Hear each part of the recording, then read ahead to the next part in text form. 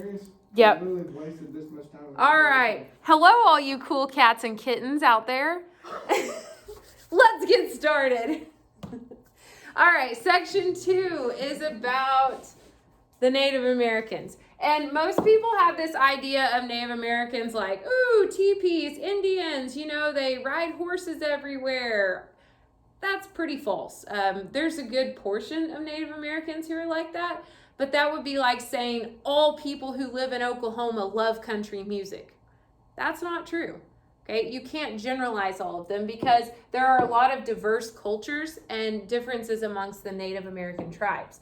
For example, those that lived in the Pacific Northwest, like up by Washington State, Oregon State, a lot of them lived in log cabins. Okay, that's nothing like what you see on Western movies or anything like that. They relied on fishing and forest animals like deer. They didn't go hunt the buffalo. Okay, so that stereotype is totally false. Southern tribes. This could be anywhere in the southern United States. There's a lot of different tribes. In general, they're hunters and gatherers. So, they collect berries and wild fruits and veggies and stuff like that, and they hunt small animals. New Mexico and Arizona. If you've ever been to Mesa Verde, it's pretty cool. They have Indian dwellings, and they basically have kind of like canyons. And in the cliffs of these canyons, they build these dwellings. And they're really cool. You can actually walk in and walk around them, go down into their dwellings and things like that. It's really neat. And then what they would have is they'd have like a cliff face right here. And on top of the cliff, that's where they grew all their crops. And they would actually climb up this rock face. There's footholds and stuff where you can see where they used to climb up. And they would irrigate their corn, their beans, their squash, all of those different kinds of vegetables. Now, in the same similar regions, Arizona, New Mexico, you have the Navajo Indians. And they live in dwellings like this, little mud huts. Okay, they do what they have with the resources available to them. It wouldn't make sense for them to live in a teepee that you can take up and down when they stay in the same spot all the time. What do we put in the little... Pueblos. Yes, Pueblo Indians. Then we have the Plains Indians, and these are what we're used to seeing here in Oklahoma. The teepees, they follow the buffalo. They were expert horsemen because they were nomadic. They were always on the move, moving about, following the buffalo. And this is what you're mostly going to see in Western movies. But those type of Indians are mostly what you're going to encounter in the Great Plains. Now, the philosophies of white people on how they view the land versus Native Americans, highlight it, star it, it's going to be on your test. Land is a resource to produce wealth. That's how white people saw it. Whatever you had to do to the land to make money, you did it. Whatever you had to do to the animals, you did it to make money. Native Americans, on the other hand, they believed that you were one with nature and that nature should be sacred. Okay, so they respected the wildlife and the water and the air and all of those things, and they wanted to live in harmony with it. Obviously, white folks didn't quite feel the same way. That's why buffaloes are going extinct. Yep. Because Indians used their bones, hide, and stuff like that. And everything. Yeah. And the white folk, they're just like, pew, yeah, shoot it. Yeah, and sometimes they wouldn't even take the hide. A lot of times they didn't even take the meat. They just shot it so they could shoot it. Losers. So let's look at the 1800s, the early 1800s. Native Americans, a lot of Native Americans lived on the eastern coast of the United States. But then gold was discovered there. So our great American president, Andrew Jackson, probably one of my least favorite presidents. You guys have heard of the Trail of Tears? Sure. That was his doing. Okay, they're going to move all of these Native American tribes over to the west, to the Great American Desert, because this region in the red, they said it was uninhabitable for white people. And you know what they're talking about? If you guys have ever been to western Oklahoma, West Texas, there's no trees. It's ugly. There's just nothing. The wind blows 30 miles an hour every day. There's tumbleweeds everywhere. Ugh. Much cotton. There is a lot of cotton out there. There is a lot of cotton. All that in Memphis, that's all you see. But what they said, they're like, no white people can live out there. We don't want that land. It's worthless. So let's send the Native Americans to live out there. So they did. And at first, white people didn't have access to the Indian territory. Like, it was for the Indians. But wouldn't you know, it's not going to stay that way, because eventually the white people discovered things that were there that they wanted. Gold and silver. Now, obviously, we don't have gold and silver here in Oklahoma, but, you know, other places like up in this region, they're going to find some gold and silver. Now, in order to get all the people to that gold and silver and then to extract it and move all that gold and silver out, we wanted to put a railroad in right through Indian territory. And the Native Americans, you know, they view nature as sacred. They're like, why are you putting this loud choo-choo thing right in the middle of our land? They didn't understand. And then, now that the white people have found gold and silver, they're like, well, all of this land here that we said was uninhabitable, we'll plant stuff. Rain will follow the plow. That's what they believe. They said, if you plow it, rain will come. Well, let me just tell you, fast forward a little over a century to the Dust Bowl. Y'all heard of that, where they plowed and they plowed and they plowed and it never rained? Yeah, it doesn't rain out in the Panhandle. Not normally. They have drought all the time. And if you guys didn't know, in western, the Great Plains today, crops grow in a giant circle because they have what's called center pivot irrigation. It's basically a big sprinkler that goes in a circle. What doesn't get watered doesn't grow. So the big corners of each field, there's nothing there. But back then they didn't have that kind of irrigation, so they're just hoping it rains. It didn't. Spoiler alert. But anyhow. You can kind of tell by the name. Yeah. So by the 1860s, Native Americans are going to be confined to the reservations. Reservation will be on your test. It's a specific area of land set aside for just Indian use. And that sounds great. Like, this is their land, nobody else can use it. But they usually are given the crappiest land of all. Okay, example, who in here watches Yellowstone? Just one? Okay, well, for you cool cats and kittens that are watching. On Yellowstone, on Yellowstone, up in Montana, they have the Indian reservation and then they have Dutton Ranch. Dutton Ranch was owned by the white people. It's beautiful, great grazing pastures. They've got the mountains all around them. And then you have the reservation. It's barren land with nothing on it. Okay, so they didn't give the Indians good land. They gave them the crappiest land, and then they gave the white people what was desirable. So on top of all of that mess, then we've got Native Americans being introduced to white diseases. And this is killing them at rapid rates, especially smallpox. Because, excuse me, what happens is when you're around people, you build up immunity. You build up immunity. And if you don't have immunity to those diseases, they just wipe you out. Like my first year of teaching, I was not used to being around all of you guys' germs and whatnot. My first week teaching, I catch the flu. Okay, awful. Takes me out 2 weeks. I come back 3 days later, I get strep throat. Okay, I was sick the whole first semester I was a teacher because I did not have my immunity built up. Okay, and with the Native Americans, we're not talking strep throat and stuff like that. We're talking killer diseases like smallpox, the flu, just wiping out huge populations of the Native Americans. COVID. Yeah, nobody has immunity to that yet, so that's why it's so deadly. Okay, then we have the buffalo herds being destroyed, which we already mentioned, because the Native Americans, that was their livelihood. They got their tools from that. They got their food from that. They got their clothing from that. And white people just show up and they're killing the buffalo by the thousands. So you guys notice, buffalo don't just like walk around Oklahoma anymore. They have to be like, Mr. Carp has a buffalo.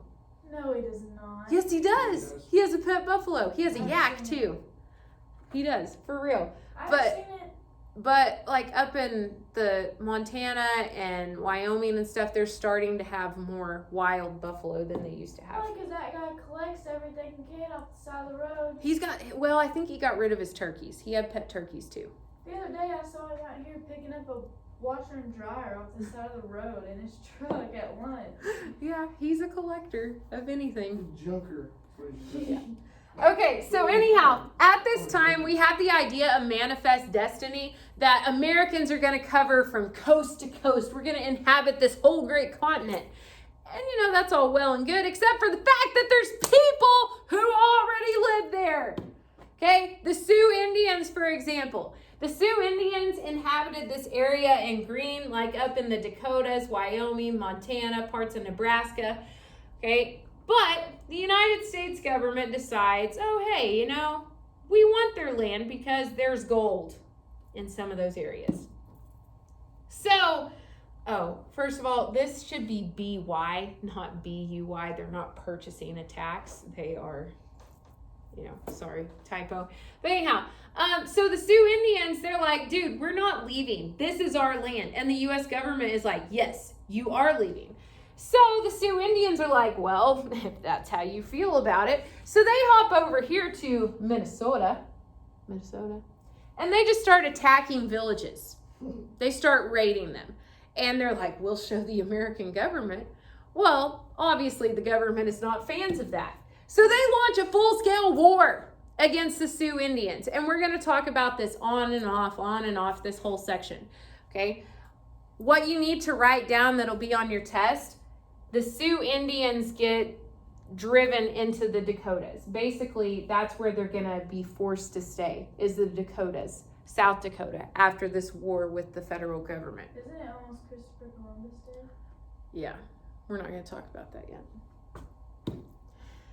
She's on live. Okay. Right now. She can talk So about it. we'll leave the Sioux Indians. We'll come back to them. Let's talk about the Cheyenne and Arapaho. They lived, there's some in Oklahoma, but this group we're going to talk about lived over here in eastern Colorado. And they were actually living, they were sheltering for the winter at Sand Creek. And the U.S. government was like, hey, listen, you guys stay there for the winter. We'll protect you. And then afterwards, we'll figure things out. Well, there's this dude named John Shivington. He was a commander for the U.S. Army. And I don't know what his motivations were, but he came across this settlement at Sand Creek where the Cheyenne and Arapaho were staying under the protection of the U.S. government. He orders his men to start attacking them. We're talking unarmed men, women, children, elderly. These Cheyenne and Arapaho Indians, they raise a flag, an American flag, and a white surrender flag, and they're like, hey, don't do this, like, we surrender, we're on your side. Shivington orders his men to keep attacking them for 2 straight days. This becomes known as the Sand Creek Massacre. And at first, the American people, when they found out about it, they're like, yeah, John Shivington, way to go. Stick it to the Indians. And then people found out, oh, wait, he started attacking innocent, unarmed children and women. And then there was a little bit of, backlash against that. But to this day, you can still go, and there's like a memorial for where the Sand Creek Massacre happened. Now, after the American Civil War, so after 1865, we're going to see time and time again that this type of situation happens frequently. That federal troops are going to be sent into Indian territory to subdue the Indians. Because, the white people keep trying to take their land, and the federal government's like, you guys can't be upset about that. But boy, I tell you what, if one of y'all came into my backyard and you shot one of my goats, as long as it wasn't buttons, you just shoot buttons. But if you shot one of my goats and then you decide, oh, I'm going to build a house in Miss Edwards' backyard, I'd have a problem with that. That's my land. And you're like, well, I'm white, so I'm gonna live here. And you're like, because you're white, you think you can live in my backyard? No. But that's how these people felt at this time. Okay? And so the government decides, oh yeah, back to the Sioux Indians. They got gold and silver in their land. So we want to build a road and a railroad right through their territory, their hunting territory, so we can get to this gold and silver. Okay, now I don't know a lot about hunting. I've never been hunting in my life. I never planned to go. But I do know that hunters like it to be quiet. So imagine this. You've been stalking this 10-point buck for a while. You've been watching him on your deer cam. You're right. You can already taste the deer jerky. He shows up. You've got him in your sights, and you're like, yeah, I'm gonna get him. You're about to pull the trigger, and then all of a sudden you hear, choo choo. There's a freaking train that just comes right by, and that 10-point buck, pew, he gone. Okay, you'd be ticked. So this is exactly how the Sioux Indians feel about the federal government building a road right through their hunting grounds.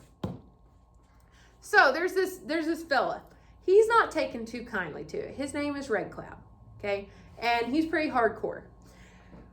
Now, Red Cloud, and I always talk about, the white people screwing over the Indians, and that totally happened. And I'm just going to say this was a war. So not everything that was done on either side was on the up and up. Okay, we'll just say that. But anyhow, Red Cloud, he decides, I'm not going to take this crap no more. So he plans an ambush of Captain William Fetterman and his men. Now, when Red Cloud and his men ambush this guy, that's Red Cloud right there. Not only do they kill Captain William Fetterman, they kill him and every single one of his men. Okay? Now, when the American people find out about this, they're like, oh my gosh, the Indians are massacring our troops. Something must be done. There's a public outcry, human loss. So, we're already waging war on the Sioux Indians. Things are getting heated. So the U.S. government's like, well, we need to figure out why these Indians just can't get along with us. So they created the U.S. Indian Peace Commission. Probably spent millions of dollars to figure out why the Indians and the white people can't get along. Now, what they determined, the only way for there to be lasting peace between the Indians and the white folks, the Indians need to settle down, become farmers, and start acting like white people. That is the only way that we can have peace. I'm like, man, they must have been a bunch of narcissists to think that their way of life is the only way of life. But that's what they said. And that is going to shape our attitudes toward Native Americans for the next century. Okay? So now let's talk about the Fort Laramie Treaty, 1868. All right? The United States government says, all right, Sioux Indians, we don't want to fight with you guys. Let's come to a peace. They said, we will not build our road and our railroad through your hunting land. And we will abandon 3 of our forts that are in your territory. Okay, this is sounding pretty good to the Sioux Indians. But there's always a but. In exchange, the Sioux have to live on a reservation. And they have to become farmers. And the federal government will give them everything they need to become farmers.